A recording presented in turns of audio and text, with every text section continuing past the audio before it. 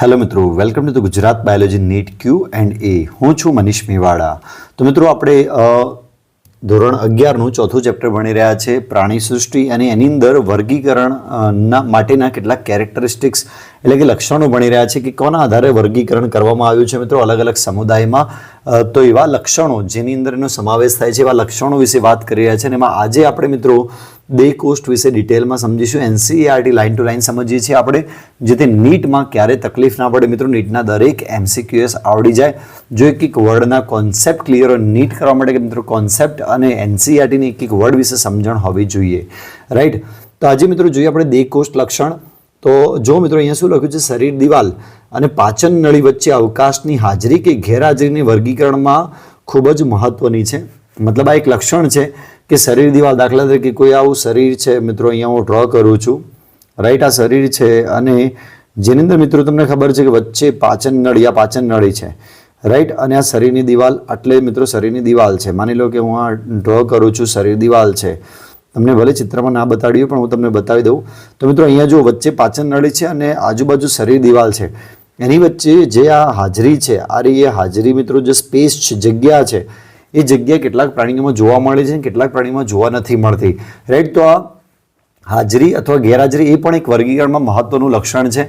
તો દૈહિક અવકાશ કે જેનું અસ્તર મધ્ય ગર્ભ સ્તરનું હોય છે તેને દેહકોષ્ઠ કહે છે મિત્રો. તો આવો અવકાશ જોવા મળે અને એનું અસ્તર મિત્રો શાનું બનેલું હોય છે, તો મધ્ય ગર્ભ સ્તરનું બનેલું હોય છે. તો અહીંયા હું રેડ પેનથી જોઉં છું, મતલબ દોરું છું. અહીંયા જો મિત્રો નીચે ચિત્ર દોર્યું છે. અહીંયા સપોઝ કે આ અવકાશ છે એનું અસ્તર એટલે કે મિત્રો ઉપરનું સ્તર છે એ શાનું બનેલું હોય, મધ્ય ગર્ભ સ્તરનું બનેલું હોય. આ રીતે મિત્રો જુઓ, અને એની જ આકૃતિ મિત્રો તમે અહીંયા ઉપર પણ જોઈ શકો છો. એની અંદર કે આ વ્હાઇટ કલરનો મિત્રો અવકાશ છે, આ જે છે એ અવકાશ છે, અને એની આજુબાજુ મિત્રો તમે જોઈ શકો છો કે તમને મધ્ય ગર્ભ સ્તર જોવા મળશે. આજુબાજુ ઓરેન્જ કલરનો મિત્રો મધ્ય ગર્ભ સ્તર જોવા મળશે. તો જેનું અસ્તર મધ્ય ગર્ભ સ્તરનું બનેલું હોય તેને દેહકોષ્ઠ કહેવામાં આવે છે મિત્રો. આ જે વ્હાઇટ ભાગ છે ને દેહકોષ્ઠ કહેવાય છે. જે પ્રાણીઓ દેહકોષ્ઠ ધરાવે છે ને એવા પ્રાણીઓને દેહકોષ્ઠી પ્રાણીઓ કહેવામાં આવે છે મિત્રો. એટલે કે એ પ્રકાર જે એ અહીંયા આપ્યું છે અને દેહકોષ્ઠી પ્રાણીઓ કહેવાય છે. દાખલા તરીકે નુપુરક સમુદાયના પ્રાણીઓ, મૃદુકાય સમુદાયના પ્રાણીઓ, સંધિપાત સમુદાયના પ્રાણીઓ, શૂળત્વચી, સામી મેરુદંડી અને મેરુદંડી પ્રાણીઓ મિત્રો. યાદ રાખજો, તો આ ઉદાહરણો બધા યાદ રાખવાના છે કે જેને દેહકોષ્ઠી પ્રાણીઓ કહેવામાં આવે છે. કે જેની અંદર મિત્રો અહીંયા શું આપેલું છે, દેહકોષ્ઠ આપેલો છે ને એની આજુબાજુ મધ્ય ગર્ભ સ્તર આવેલું છે મિત્રો. યાદ રાખજો, તો મધ્ય ગર્ભ સ્તર જે દેહકોષ્ઠની આજુબાજુ જેનું અસ્તર, દેહકોષ્ઠનું અસ્તર જો મધ્ય ગર્ભ સ્તરનું બનેલું છે. તમે અહીંયા જોઈ શકો છો ઉપરની આકૃતિમાં. સપોઝ કે મેં નીચેની આકૃતિ દોરી છે અને આવી રીતે છેદ કરી દઈએ મિત્રો, આડો છેદ કરી દઈએ તો આ એ આકૃતિ દોરી છે એવી દેખાશે. એટલે કે તમે જો વચ્ચોવચ્ચ મિત્રો, હું બ્લુ પેનથી દર્શાવું છું, વચ્ચોવચ્ચ તમને પાચન નળી જોવા મળે છે. બ્લુ કલરની હું ડ્રો કરું છું અને વચ્ચોવચ્ચ મિત્રો તમને વ્હાઇટ કલરનું દેહકોષ્ઠ પણ જોવા મળશે, રાઈટ. અને દેહકોષ્ઠની આજુબાજુ તમને ઓરેન્જ કલરનું મધ્ય ગર્ભ સ્તર જોવા મળશે. એટલે કે એક આ અને એક ઉપર આ, રાઈટ. તો આ અસ્તર મિત્રો જોવા મળશે, ઓરેન્જ કલરનું અસ્તર જોવા મળશે. તો એ મધ્ય ગર્ભ સ્તર છે. આવા પ્રાણીઓને દેહકોષ્ઠી કહેવાશે. ઉદાહરણ તરીકે નુપુરક, મૃદુકય, સંધિપાત, શૂળત્વચી, સામી મેરુદંડી અને મેરુદંડી પ્રાણીઓ મિત્રો. આ બધા પ્રાણીઓમાં મિત્રો જેટલા પણ ઉદાહરણ આવતા હશે બધા આના અંદર સમાવેશ થશે. તો ભવિષ્યમાં આપણે આ બધા સમુદાય ભણવાના છે અને આ સમુદાયમાં કેટલાક ઉદાહરણો આવશે. એ ઉદાહરણો મિત્રો તૈયાર કરી દેજો. ડાયરેક્ટ ઉદાહરણ પણ પૂછ્યું હોય તો પણ તમને આવડવું જોઈએ. તો જો બીજું જોઈએ મિત્રો કે કેટલાક પ્રાણીઓમાં દૈહિક અવકાશની ફરતે મધ્ય ગર્ભસ્તરનું અસ્તર હોતું નથી, પરંતુ બાહ્ય ગર્ભસ્તર અને અંતઃગર્ભ સ્તર વચ્ચે મધ્ય ગર્ભ સ્તરમાં છૂટી છવાઈ કોથળીઓ આવેલી હોય છે મિત્રો. તો અહીંયા તમે જોઈ શકો છો કે આ બાહ્ય ગર્ભસ્તર અને અંદર મિત્રો અંતઃગર્ભ સ્તર છે, જે મતલબ પાચન નળી છે અને બાહ્ય ગર્ભસ્તર છે. એની વચ્ચે અવકાશ છે, મતલબ દેહકોષ્ઠ ક્લિયરલી જોવા નથી મળતું, રાઈટ. અને વચ્ચે મધ્ય ગર્ભ સ્તરની કોથળીઓ આવેલી છે. તમે જોઈ શકો છો કે મધ્ય ગર્ભ સ્તર જે છે, રાઈટ, મધ્ય ગર્ભ સ્તરની જે અસ્તર હોય છે એની કોથળીઓ આવેલી હોય છે. જે તો આવા પ્રાણીને આવું જે કહેવાય છે ને કુટ દેહકોષ્ઠ, અને પ્રાણીઓને કુટ દેહકોષ્ઠી કહેવાય છે. મતલબ આવી જગ્યાને મિત્રો કુટ દેહકોષ્ઠ કહેવાય. આવી જગ્યાને આવા પ્રાણીઓને મિત્રો શું કહેવાશે, કુટ દેહકોષ્ઠી કહેવામાં આવે છે. દાખલા તરીકે સૂત્રકૃમિ આકૃતિમાં તમને દેખાડેલું છે અહીંયા. મતલબ કુટ દેહકોષ્ઠી, આભાસી દેહકોષ્ઠ જેને કહેવાશે મિત્રો. યાદ રાખજો, એટલે કે ખોટું દેહકોષ્ઠ કહેવાશે એવું કહી શકીએ આપણે, આભાસી દેહકોષ્ઠ કહેવાશે. બીજું કે પ્રાણીઓ કે જેમાં દૈહિક અવકાશ ગેરહાજર હોય છે, દાખલા તરીકે અદેહી કોષથી કહેવાય એવા પ્રાણીઓને અહીંયા તમે સીમાં જોઈ શકો, જેમાં દેહી કોષ તમને જોવા નથી મળતો. પાચન નળી અને બાહ્યમાં જે બાહ્ય ગર્ભસ્તર છે અને અંતઃ ગર્ભસ્તર છે એની વચ્ચે મિત્રો તમને દેહ કોષ નથી જોવા મળતો, ટોટલી મધ્ય ગર્ભસ્તર જોવા મળે છે. તો દાખલા તરીકે પૃથુકૃમિ એકદમ ઇઝી ટોપિક છે મિત્રો, તમારે ઉદાહરણ યાદ રાખવાના છે, કેરેક્ટરિસ્ટિક્સ જેવું લખ્યું છે એવું મિત્રો યાદ રાખવાનું છે, એકદમ ઇઝીલી આવડી જશે. તો દેહ કોષના ખાલી ઉદાહરણ દેહ કોષ્ટી, અદેહ કોષ્ટી અને આભાસી દેહ કોષ ધરાવતા પ્રાણીઓ એટલે કે કુટદેહ કોષ્ટી પ્રાણીનું ઉદાહરણ તમારે યાદ રાખવાના છે. મિત્રો બીજો એક એવું લક્ષણ છે ખંડતા, અહીંયા નીચે આપેલું છે ખંડતા, એક એવું લક્ષણ છે જે શોર્ટ છે, એ હું તમને અહીંયા ભણાવી દઉં. ત્રણે લક્ષણ આજે આપણે ભણી લઈએ. તો ખંડતા મિત્રો શું છે કે કેટલાક પ્રાણીઓમાં શરીર લગભગ કેટલાક અંગોમાં ક્રમિક પુનરાવર્તન સાથે બહારથી અને અંદરથી એમ બે સરખા ખંડોમાં વિભાજિત હોય છે. ઉદાહરણ તરીકે અળસિયામાં શરીર આ પ્રકારની રચના ધરાવે છે. તમે અળસિયું જોશો તો મિત્રો બહારથી તમને આવી રીતે ખંડો દેખાશે, આવી રીતે ખંડો દેખાશે અને તમે એનું ડિસેક્શન કરશો તો પણ મિત્રો તમે જોઈ શકશો કે અંદર ખંડો હશે, રાઈટ. જો એને સમખંડતા કહેવાય છે, તેને સમખંડીય ખંડતા કહે છે અને આ ઘટના સમખંડતા તરીકે ઓળખવામાં આવે છે. તો આ પણ એક લક્ષણ છે મિત્રો, બધામાં આવું હોતું નથી, રાઈટ, બધા પ્રાણીઓમાં આવું હોતું નથી. તો અહીંયા અળસિયાનું ઉદાહરણ આપ્યું છે મિત્રો. તો અળસિયાની અંદર બહારથી અને અંદરથી બંનેમાં મિત્રો સમખંડતા જોવા મળે છે, સરખા ખંડોમાં જે બોડી છે એના ડિવાઇડેશન થયેલું હોય છે મિત્રો. તો ઘણા બધા ખંડો તમે અળસિયામાં જોઈ શકશો, રાઈટ. ઇન્ટરનેટ ઉપર સર્ચ કરજો મિત્રો અર્થવોર્મ, એટલે તમને ક્લિયરલી આવા ખંડો જોવા મળશે બહારથી અને અંદરથી.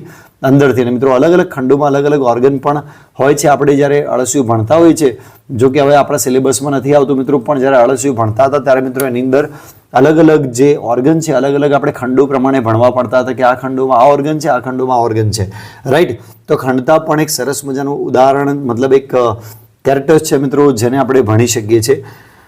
નેક્સ્ટ મિત્રો જોઈએ જે લક્ષણ છે એ મેરુદંડ છે, એ પણ આપણે મિત્રો આજે જોઈ લઈએ. મેરુદંડ, તો આ પણ એક લક્ષણ છે કે કેટલાક પ્રાણીઓમાં મેરુદંડ એ ભ્રૂણ વિકાસ દરમિયાન પૃષ્ઠ બાજુએ મધ્ય ગર્ભસ્તરમાંથી ઉદ્ભવતી દંડ જેવી રચના છે. તો મિત્રો જ્યારે ભ્રૂણ બને છે ત્યારે એની અંદર બાહ્ય ગર્ભસ્તર, મધ્ય ગર્ભસ્તર અને અંતઃ ગર્ભસ્તર, આ ત્રણેય ગર્ભસ્તરો વિકાસ પામેલા હોય છે અને એમાંથી અલગ અલગ ઓર્ગન બનતા હોય છે, રાઈટ. જ્યારે ગર્ભ બને છે ત્યારે તો એવું જ મિત્રો મધ્ય ગર્ભસ્તરમાંથી જ્યારે પ્રાણીઓના મેરુદંડ એ ભ્રૂણ વિકાસ દરમિયાન શું હોય છે, પૃષ્ઠ બાજુએ, પાછળની બાજુએ મિત્રો કેટલાક વર્ડ તમારે જાણવા જેવા છે, હું તમને અહીંયા કહી દઉં મિત્રો. એક છે અગ્ર બાજુ, એક છે મિત્રો પશ્વ, પછી છે મિત્રો પૃષ્ઠ, વક્ષ ભાગ અને બીજું છે મિત્રો પાર્શ્વ ભાગ. જો મિત્રો અગ્ર ભાગ, પશ્વ ભાગ, પૃષ્ઠ ભાગ, વક્ષ ભાગ અને પાર્શ્વ ભાગ. તો અહીંયા હું તમને બધાના મિનિંગ કહી દઉં. જો મિનિંગ આવડતા હશે તો જ મિત્રો બાયોલોજીને તમે સમજી શકશો, કારણ કે બાયોલોજીની અંદર આ વર્ડ્સ વારંવાર આવશે. તો માની લો કે આ મનુષ્ય છે, રાઈટ, અને એની અંદર આવે મતલબ આપણે ચિત્ર દોરીએ મિત્રો. તો જુઓ અગ્ર કોને કહેવો મિત્રો, અગ્ર કોને કહેવાય? તો અગ્ર મિત્રો અગ્ર બાજુ માથું આવેલું છે, પશ્વ બાજુ મિત્રો પગ આવેલા છે, યાદ રાખજો પશ્વ બાજુ પગ આવેલા છે, પૃષ્ઠ બાજુ મિત્રો કરોડરજ્જુ આવેલી છે, એટલે કે મનુષ્યનો પાછળનો ભાગ, પૃષ્ઠ બાજુ કરોડરજ્જુ આવેલી છે. તમને સાઈડો ખબર પડશે મિત્રો, હું આ ઉદાહરણ આપું છું એટલા માટે. વક્ષ બાજુ હૃદય આવેલું છે, રાઈટ. અને પાર્શ્વ એટલે મિત્રો આજુબાજુ, યાદ રાખજો પાર્શ્વ એટલે આજુબાજુ. ફરીથી કહું છું, અગ્ર એટલે અગ્ર બાજુ આપણે એવું કહેવાય કે માથું અગ્ર બાજુ આવેલું છે, ઉપરની સાઈડ, રાઈટ. પશ્વ એટલે નીચેની સાઈડ મિત્રો, એટલે પગ નીચેની બાજુ આવેલા છે. પૃષ્ઠ એટલે પાછળની સાઈડ મિત્રો, એટલે કે કરોડરજ્જુ પાછળની બાજુ આવેલું છે. વક્ષ એટલે આગળની સાઈડ, એટલે કે જે વેન્ટ્રલ ભાગ કહેવાય છે, એટલે હૃદય આગળની બાજુ આવેલું છે મિત્રો. પાર્શ્વ એટલે આજુબાજુ મિત્રો, રાઈટ. તો આ બધા વર્ડ તમને ખબર પડશે તો તમને આઈડિયા આવશે. તો જો કેટલાક પ્રાણીઓમાં મેરુદંડ એ ભ્રૂણ વિકાસ દરમિયાન પૃષ્ઠ બાજુએ મધ્ય ગર્ભસ્તરમાંથી ઉદ્ભવતી, પૃષ્ઠ બાજુએ ફરીથી કહું છું પાછળની બાજુએ, રાઈટ. એટલે કે સપોઝ કે કોઈ પણ પ્રાણી છે, અહીંયા સમજી લો તો અહીંયા એક પાછળની બાજુએ દંડ જેવી રચના ઉદ્ભવે છે, જેને મેરુદંડ કહેવાય છે. એક સળિયા જેવી રચના હોય છે, મેરુદંડ કહેવામાં આવે છે. મેરુદંડ ધરાવતા પ્રાણીઓને મેરુદંડી પ્રાણીઓ કહેવાય છે અને એવા પ્રાણીઓ કે જેઓમાં મેરુદંડ આવેલ નથી તેને અમેરુદંડી પ્રાણીઓ કહેવાય છે. દાખલા તરીકે સછિદ્રથી શૂળત્વચી, રાઈટ. કે કેટલાકના અંદર મિત્રો મેરુદંડ નથી આવેલું હતું, જેને મિત્રો શું કહેવાય છે, મતલબ કે અમેરુદંડી પ્રાણીઓ કહેવાય છે. આવું એક પ્રકારનું ઓર્ગન છે જે મિત્રો મેરુદંડ કહેવાય છે. અને કેટલાક પ્રાણી અંદર મેરુદંડમાંથી વિકાસ પામી મિત્રો કરોડરજ્જુ બનેલું હોય છે, રાઈટ. પણ એની અંદર મેરુદંડ તો આવેલું જ હોય છે. તો ભ્રૂણ દરમિયાન મિત્રો મેરુદંડ જોવા મળે. ભ્રૂણ વિકાસ દરમિયાન પૃષ્ઠ બાજુએ મધ્ય ગર્ભસ્તરમાંથી, નીટમાં પૂછાયો પ્રશ્ન મિત્રો છે કે આ જે મેરુદંડ છે ક્યાંથી ઉદ્ભવે છે? તો ભ્રૂણ વિકાસ દરમિયાન. આ એક નીટમાં પૂછાયો પ્રશ્ન છે, હું અહીંયા ક્લિયરલી બતાવું છું મિત્રો. નીટમાં બીજું ક્યાં આવેલો છે તો પૃષ્ઠ બાજુ છે, એ પણ નીટમાં પ્રશ્ન બની શકે છે.